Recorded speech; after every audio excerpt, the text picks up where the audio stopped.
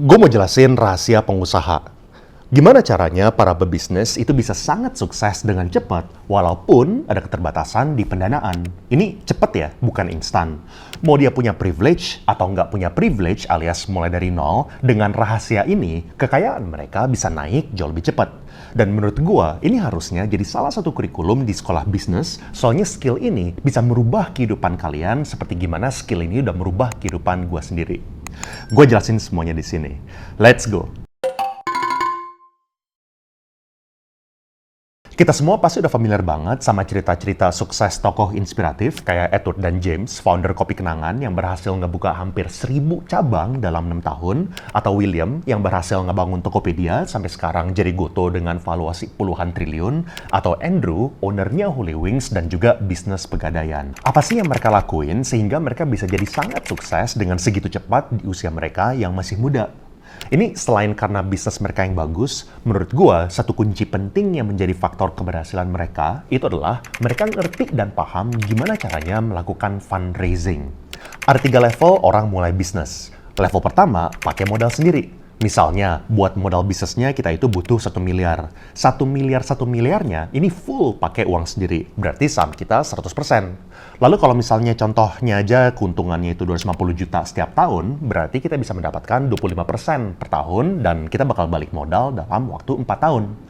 Artinya, kalau misalnya kita mau buka cabang baru dan seterusnya dengan modal kita sendiri, kita baru bisa buka lagi di tahun keempat pas udah balik modal. Kita gelontorin semua tabungan kita buat bikin cabang kedua, lalu di tahun ke-8 kita gelontorin lagi semua tabungan kita buat bikin cabang ketiga dan keempat. Dan di tahun ke-12 kita baru bisa buka 8 cabang. Itu pun dengan asumsi semua cabang bisa berjalan dengan lancar, konsisten dapat 25% per tahun, dan kita berani taruh seluruh tabungan kita ke bisnis lagi tanpa ngambil keuntungannya buat kita.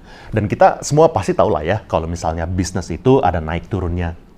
Jadi menarik kan, kalau misalnya kita ada di level pertama ini, udah kita taruh semua uang ke bisnis tanpa ngambil keuntungan sepeser pun, setelah 12 tahun kita baru punya 8 cabang. Lalu, kenapa Kopi Kenangan bisa buka 900 cabang hanya dalam waktu 6 tahun? Pakai kungfu apa dia? Tenang, nanti kita bakal sampai ke sana. Lanjut dulu ke level kedua. Ini kalau misalnya kita udah paham konsep fundraising dan bisa mulai dapat kepercayaan investor. Kita cuma nyetor 25% modal atau 250 juta, tapi sahamnya kita dapat 40%. Artinya, kalau misalnya usaha kita dapat keuntungan 250 juta setiap tahun, kita bisa dapat 100 juta karena saham kita itu 40%. Artinya, cuan kita itu 40% per tahun terhadap modal yang kita store. Di sisi investor, mereka yang modalin 75%-nya atau 750 juta dan sahamnya itu dapat 60%. Berarti modal mereka 750 juta dan cuan mereka setahun itu 150 juta dari 60% kepemilikan. Artinya, investor kita itu cuan 20% per tahun. Sekarang kita masuk ke level ketiga. Kita nyetor 0% modal alias nggak ngeluarin modal sama sekali, tapi kita dapat saham 25%. Artinya, kita keluarin modal 0 rupiah, tapi kita bisa mendapatkan keuntungan 62,5 juta setahun. Dan di sisi investor, mereka keluarin 100% modal untuk 75% saham, berarti modalnya itu 1 miliar buat keuntungan hampir 190 juta sebulan. Artinya, profitnya itu 18,75% setahun. Secara matematika, kelihatan kan ini sangat make sense untuk dua belah pihak. Buat investor, dia cuma tinggal duduk manis aja, nggak perlu kerja dan dapat hampir 19% setahun. Dan buat si pebisnis, dia nggak keluar modal sepeser pun dan dia bisa dapat 60-an juta per tahun.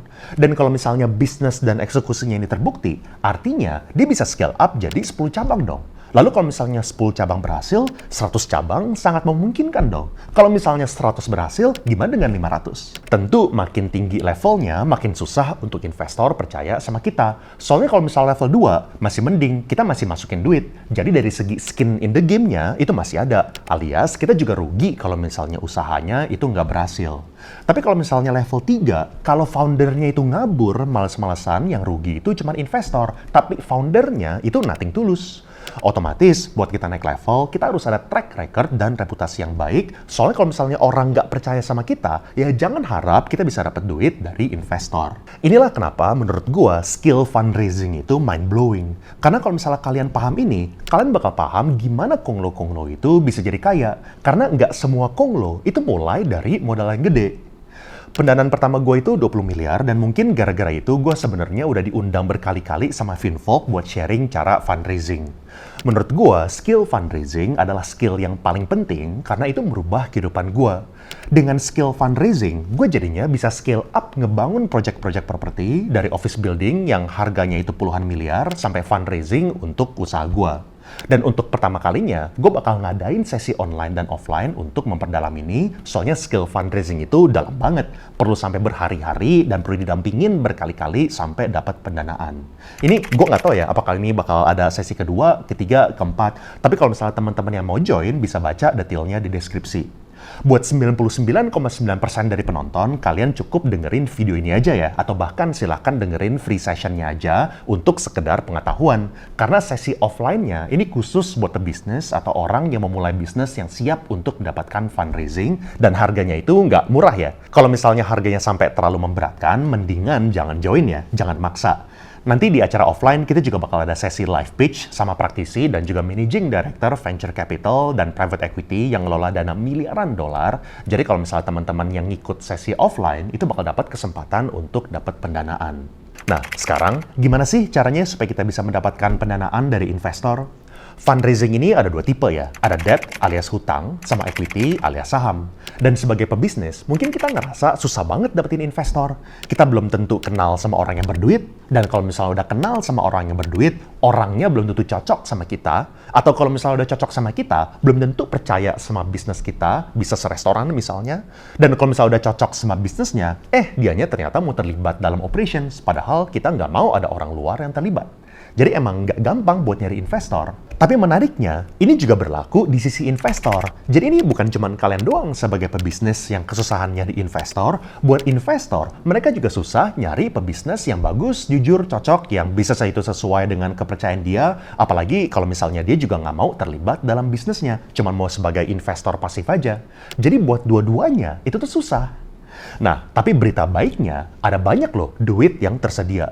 Banyak banget orang-orang kaya yang bingung mau taruh duitnya itu di mana. Cara lihat itu gampang kok. Lihat aja ada berapa banyak ruko-ruko yang launching dan tetap sold out. Itu masih banyak investor loh yang mau beli ruko buat disewain 2-3% per tahun dengan capital gain dapatnya berapa. Misalnya, net setelah pajak dan juga dengan occupancy rate karena nggak setiap kali 100% keisi, mungkin antara 3-8%. Artinya, masih banyak investor yang cukup happy dengan return yang sangat manageable. Nah, jadi gimana sih caranya buat dapat pendanaan? Formulanya itu cuma ada 4 ya. Language, presentation, network, sama good business dan excellent founder. Good business sama excellent founder ini jadi basis utama untuk fundraising. Soalnya ya nggak usah ngomong kalau misalnya bisnisnya itu jelek atau foundernya itu fraud. Kalau misalnya reputasi kita jelek, ya nggak ada lah yang mau ngasih pendanaan, mau gimana kita udah jungkir balik. Dan bisnisnya itu ya tentu harus bagus, karena semua investor itu kan pasti bakal bandingin mereka itu bisa taruh duitnya kemana dibandingkan alternatif lainnya. Misalnya, kalau investor ada duit lebih 1 miliar, mereka mau taruh duit di mana nih? Beli saham BCA, taruh di reksadana pendapatan tetap, dan mereka itu ada patokan. Misalnya, mereka asumsi BCA bisa ngasih return 10% setahun. Artinya kalau misalnya lu cuma nawarin investor return 8% buat usaha restoran lu bisa-bisa diketawain. Ngapain masukin di sana? Emangnya invest di restoran lu itu lebih aman daripada beli saham BCA? Kemungkinan besar resikonya itu lebih tinggi kan? Abis itu kan saham BCA itu juga lebih liquid, bisa jual kapanpun, sedangkan kalau misalnya kita store modal 1 miliar di restoran, kita kemungkinan besar cuma bisa berharap dari dividen. Tapi kadang bisa aja kita nawarin return 8%, si investornya itu tetap mau, walaupun returnnya itu di bawah BCA yang tadi kita asumsikan 10%. Kok bisa kayak gitu?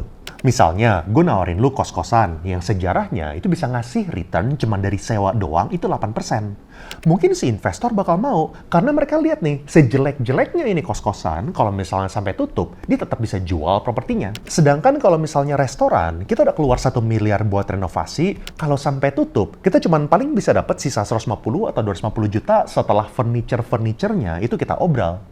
Makanya semua instrumen investasi itu nggak bisa dilihat cuman dari satu dimensi, dari segi return aja, tapi harus dari return dan resiko. Misalnya, SBN itu di sini, RDPT itu di sini, saham itu di sini. Dan saham pun bisa kita pecah juga. Misalnya, jadi kayak gini. Dan semua orang itu mempunyai persepsi yang berbeda-beda. Misalnya, ada orang-orang yang percaya sama saham BCA, dan return-nya menurut dia itu sesuai dengan resiko, makanya dia beli. Tapi orang lain ada aja yang ngelihat saham BCA itu harganya ketinggian, dan dia percaya mungkin return-nya cuma sisa 5% atau 6% setahun, makanya dia bakal geser dan ini menurut dia nggak worth it untuk dibeli. Atau banyak orang yang nggak percaya sama Gotoh, tapi banyak juga yang ngelihat harga sekarang ini udah murah banget. Jadi sebagai investor, asalkan return kita itu bisa di atas garis ini, kita tertarik beli. Karena semua instrumen yang di atas garis ini, return-nya itu ideal untuk level resikonya. Dan semua instrumen yang di bawah garis ini, return-nya itu tidak ideal untuk resikonya. Ini adalah garis base case kita. Sekali lagi ya, kalau misalnya kita ada instrumen yang di atas base case, artinya kita ada alternatif investasi di mana return-nya itu lebih tinggi untuk risikonya yang sama, atau resikonya itu lebih rendah untuk return yang sama, atau dua-duanya, return-nya udah lebih tinggi, resikonya juga udah lebih rendah. Makanya bisnis kita itu harus ada di region ini, dan ini adalah definisi good business. Setelah itu ada language. Kita harus paham dengan bahasa investor. Investor ini spektrumnya juga banyak ya. Misalnya ada friends and family, banks, venture capital, private equity, dan kalau misalnya yang institutional, biasanya pasti harus paham bahasa-bahasa investor, walaupun logika yang sama juga bisa digunakan kalau misalnya kita mau fundraise dari friends and family. Nah, language ini penting buat kita pahamin.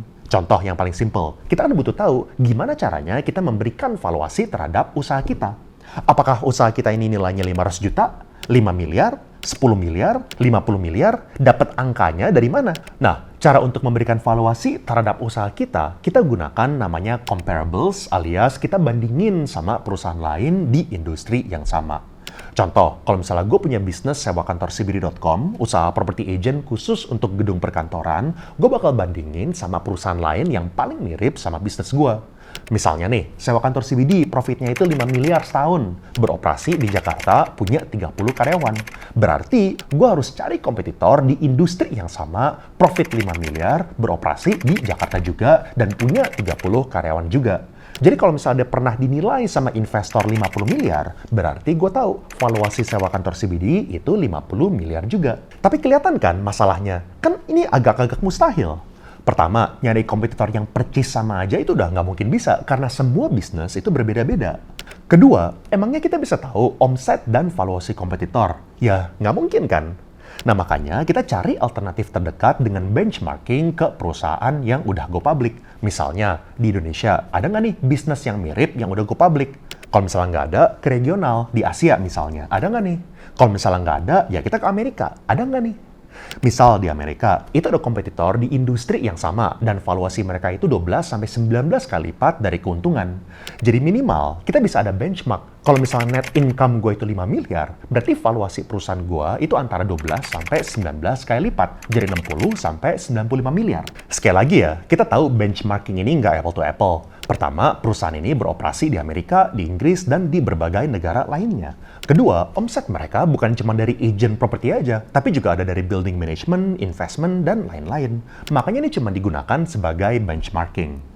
Apalagi yang namanya pasar modal, itu nggak selalu rasional. Contoh, ini baru kejadian ya. Google itu baru merilis laporan keuangan mereka dan omset mereka naik 11%. Biayanya itu cuma naik 6,5%. Sehingga gara-gara biayanya itu naik lebih lambat dibandingkan omset, profit mereka, keuntungannya itu naik 45% dari kuartal 3 2022 dibandingkan dengan kuartal 3 2023. Nah, kalau misalnya kita ngelihat kayak gini, kira-kira kalau misalnya perusahaan baru merilis laporan keuangan yang bagus kayak gini, sahamnya naik berapa persen?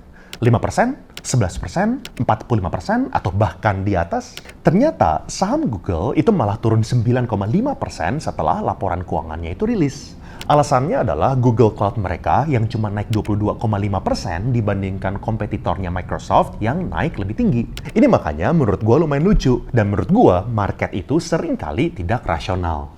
Tapi minimal, walaupun ini bukan cara yang perfect, ini sangat berguna untuk kita jadikan sebagai benchmark dibandingin kita cuma ambil angka yang asal dari udara. Contoh lain, misalnya ada Bank BCA, Bank Mandiri, sama Bank BRI. Bank BCA valuasinya itu 22 kali lipat, BRI itu 13,5, dan Mandiri itu 11 kali lipat.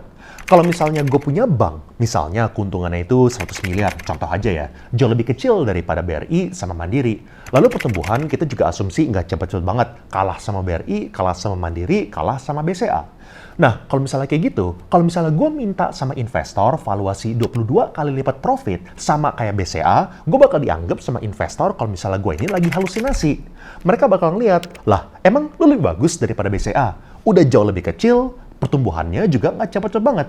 Nah lucunya ya, di sisi lain, dengan keuntungan yang sama, contoh tetap 100 miliar, gue bisa minta valuasi 50-100 kali profit asalkan story gue itu bisa dipercaya sama investor.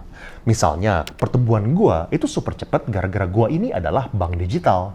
Apalagi margin gue bagus nih, soalnya gue jualan cuma pakai aplikasi, gue nggak perlu buka-buka cabang. Jadi kapan-kapan, kalau misalnya gue udah tumbuh tambah besar, gue bakal bisa lebih cuan daripada bank-bank konvensional lainnya. Makanya dengan alur cerita kayak gitu, gue bisa-bisa aja minta valuasi 50 kali atau 100 kali lipat, walaupun BCA itu 22 kali lipat.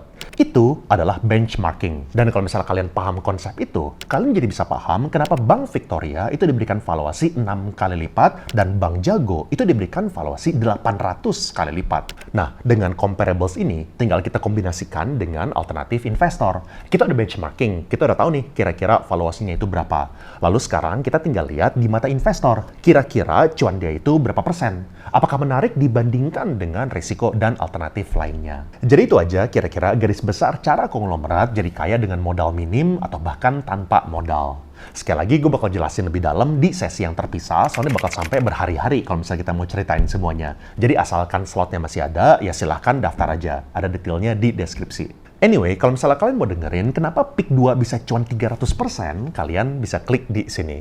Atau kalau misalnya kalian mau dengerin podcast gue bareng Andrew, konglomerat dengan aset 5 triliun dan pemilik Holy Wings, kalian bisa klik di sini. Thank you and I will see you guys again in the next video.